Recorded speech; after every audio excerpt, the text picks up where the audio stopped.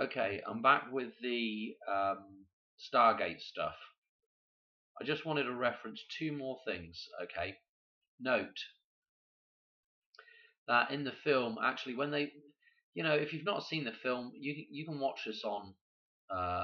There's plenty of versions on it on YouTube right now, so you can actually watch it right now.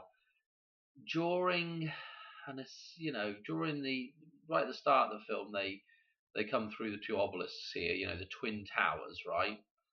And then towards the end, we have this sort of battle scene outside where the pyramid is closed down. Okay, so nobody else can get in there.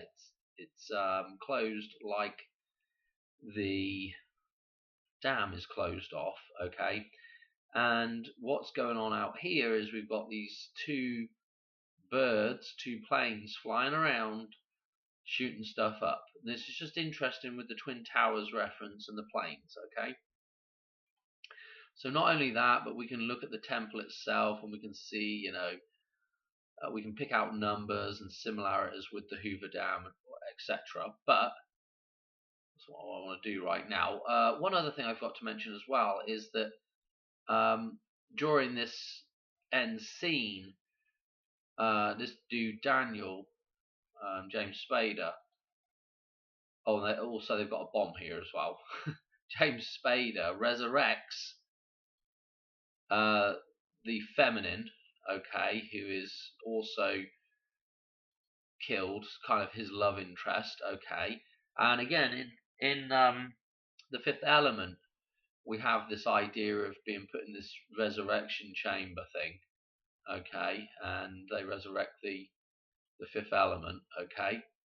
So this idea of resurrecting the divine goddess is kind of interesting, and also she's in the location of where at the end of the film they're going to send up this bomb up to the pyramid and blow it up, okay, because there's essentially two pyramids as well. So we have the natural pyramid that's sitting there on Earth, and then what they do in the film is they have this sort of monolithic, darker looking thing, spaceship that lands on top of the actual pyramid. So we have this thing that's encapsulating the phallic symbolism, okay, this dark spaceship, alien spaceship that's actually a duplicate of the real pyramid underneath. This is super good kind of referencing, okay. So this is the spaceship that lands on top of the pyramid and encapsulates it like the dam, okay. So this is the thing that eventually gets blown up. There's a lot of interesting numbers on the clock as we go through the whole sequence. Okay, 213 does show up for a brief second, and then this thing blows up. Okay, if we could get to the right point, let's see if I can get the beam coming up and hitting this thing and blowing it up. Let's see. Ooh. So this thing's going to open and they're going to send the bomb up. Now, what's interesting is the divine goddess was laying on the floor right by this thing, okay? So, again, like in the Fifth Element, where Leilu becomes the thing that shoots the black pearl down. Anyway, this ring's going to come up to him and drop off the... I don't want to play too much of this and get a copyright, Here it is, shooting up, okay, and dropping off the bomb, and boom. I think it's on 7 when you first see it, and then you see the number 6 more clearly in just a second. So, anyway, this thing, going bye-bye, okay. And we can just go on just a little bit. Just so long.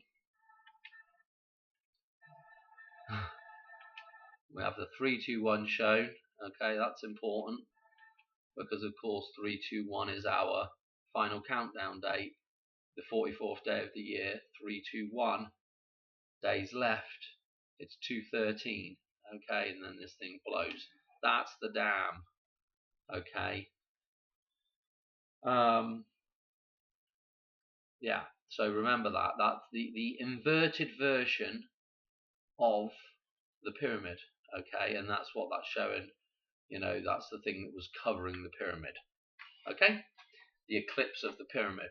Okay, so I just wanted to point that out, that they have the 9/11 symbolism in this as well. Okay, and again, if you go to the Fifth Element, look at the artwork here with again, we have the idea of the four pillars at the Hoover Dam, with the four stones in the film, and then the fifth element is that the doorway is negative space in the temple.